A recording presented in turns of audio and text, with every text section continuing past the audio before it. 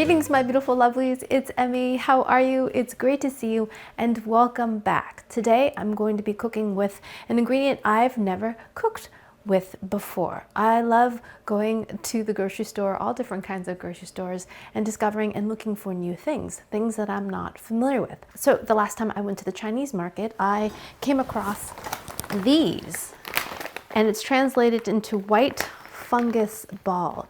But I thought they looked so striking. I am Chinese by heritage, but I am not familiar with this ingredient at all, but it looks so lovely. So here is the package of white fungus balls, and this was $8.99, so not exactly inexpensive. And it came with many of these dried fungus balls. Look at that, isn't that beautiful? It almost looks like a dried cauliflower or a dried hydrangea head. Isn't it amazing? But I learned that this is a dried fungus. Apparently it's in the same family as Whittier fungus, if you're familiar with that fungus or mushroom. Both of them attached to rotted wood by this means right here. So this part is woody, we won't eat that part. But it's called white fungus, snow fungus, silver fungus because of its lighter color. It's supposed to have a really great kind of crunchy texture. And it's supposed to have benefits, according to Chinese herbal medicine, for your skin. It's supposed to make beautiful skin. So its scientific name is Tremula fusiformis, and it grows in subtropical regions. Apparently they were quite expensive because you would harvest them from the wild, but they have since been farmed, so the price has gone down quite a bit. After doing a bit of research, I learned that the primary way to eat this is usually in a sweetened soup. So you'll find lots of soups that are sweet in Chinese cookery, particularly Chinese herbal medicine, and we're going to be making a sweet soup, and it's called tong sui.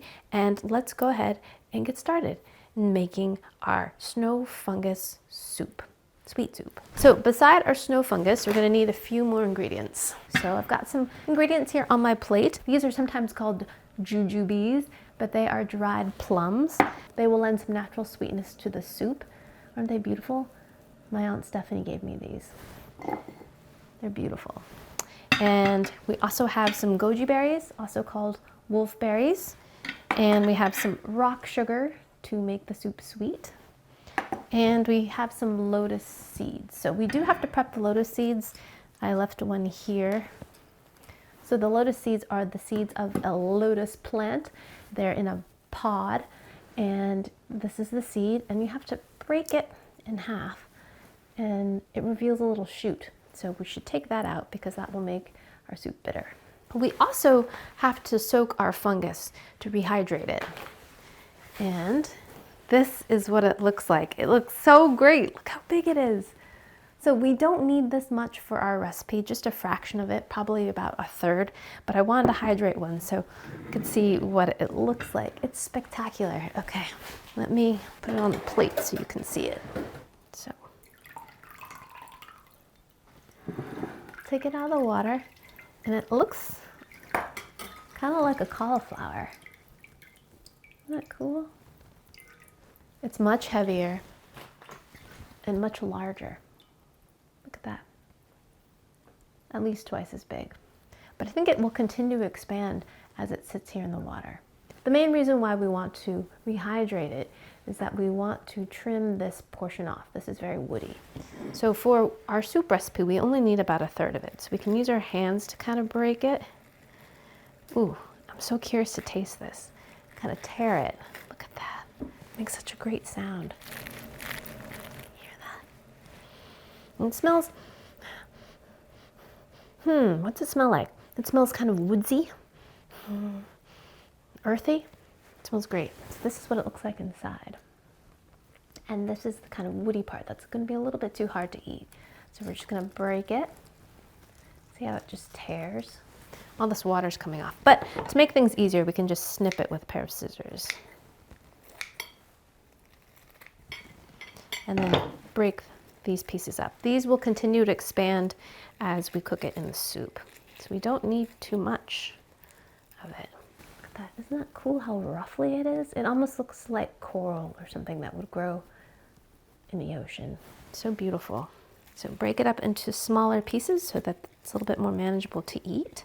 I've also read that this is really good to have after a big feast, Lunar New Year, for example, where you eat lots of traditional foods. You can have a bit of this soup to help you digest things. All right, here we go. I'm going to put my lotus seeds in there and cover with boiling water to kind of help soften them up. They're quite hard. They don't smell like much. Alrighty, I've got about 4 cups of water that is almost up to the boil, and I used the water that I was soaking the snow fungus in to heat up here. So our water has come up to a boil, and now we're going to add our soaked lotus seeds. I misspoke earlier. I called these dried plums. They're actually called dried dates, but they're not the same dates as medjool dates. Alrighty, I'm gonna plop those in there. So we're gonna boil this for about 45 minutes, and toward the end of that 45 minutes, I will add our goji berries. These will disintegrate if I put them in too early. So, and I'm gonna add our rock sugar. I'm gonna add that much first, and then we'll taste it for sweetness. Now we're going to add our fungus. In that goes. We're gonna reduce the heat and allow it just to simmer for about 45 minutes or until the soup concentrates down and reaches a nice kind of amber color.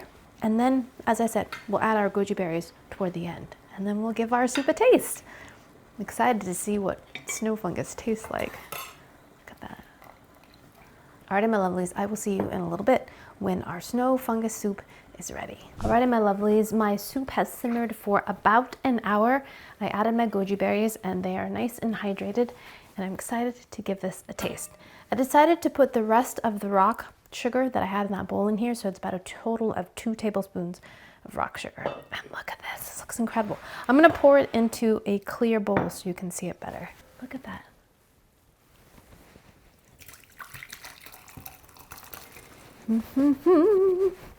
The broth has taken a lovely amber color, imagine from both the dates and the goji berries, and the consistency of the broth is a little bit thicker too. It reduced nicely, and I'm imagining the fungus had something to do with that. Look at that, isn't that cool? Nice and steaming hot. Look how dark the dates have gotten. So cool. Alrighty, let's give our tong sui a taste. So here's my little bowl with all the bits. I want to make sure I get a date. So bubbly. Look at that. And here is the fungus. Plumped up goji berries, lotus seed. Alrighty, my first taste of snow fungus in the sweet soup. Itadakimasu.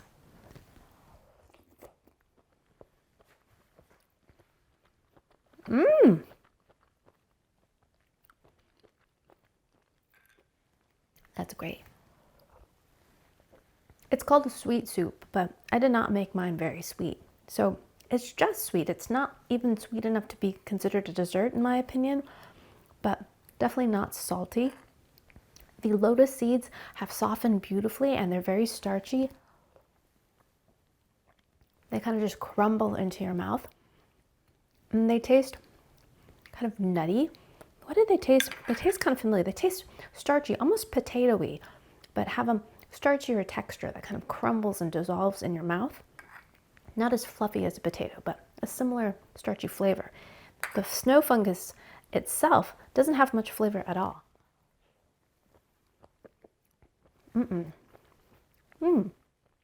But it's lovely. The snow fungus is similar to wood ear mushroom in terms of a crunchy texture, but the frills are thinner, so it's a lighter, softer, more tender crunch.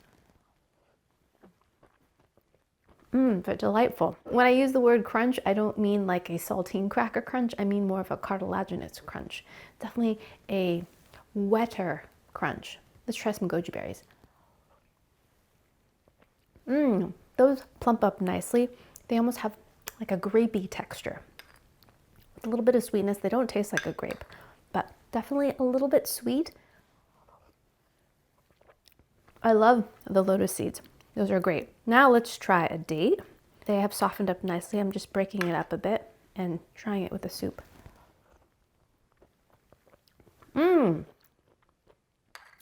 That's great as well. A very nice natural sweetness. They don't taste like medjool dates.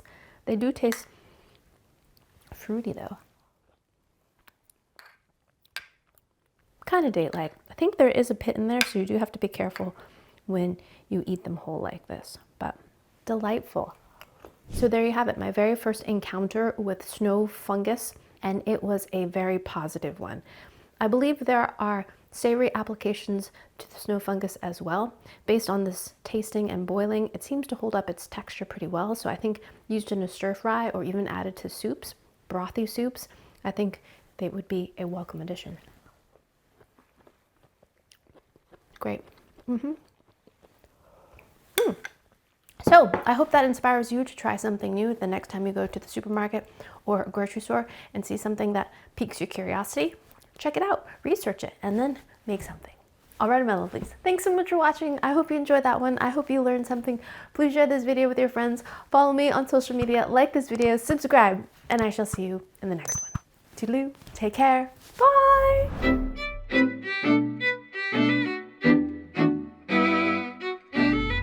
Oh my gosh, I cannot wait to hear what my kids think about this.